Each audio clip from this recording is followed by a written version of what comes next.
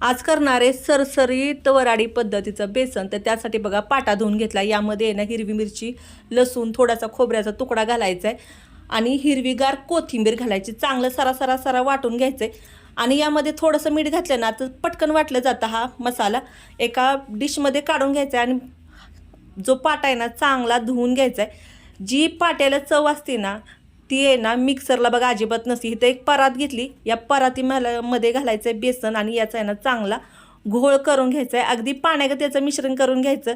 कढई ठेवली, त्यामध्ये तेल घातले, मोहरी घातली, जिरं घातले, कढीपत्ता घातलाय, लसूण घातलाय ठेचलेला आणि कांदा घालायचा आहे। थोडंसं मीठ घातलंय, हिंग घातलंय आणि आहे ना ही फोडणी चांगली भाजून घेतली। तयार केलेला मसाला यामध्ये घालायचा आहे। खूप छान खमंग असं बेसन झणझणीत तयार होतं। एकदा असं बेसन करून बघा आणि आवडलं तर कमेंट बॉक्समध्ये कळवायला विसरू नका। चॅनलला अजूनपर्यंत लाईक केलं नसेल तर लाईक करा, सबस्क्राईब करा।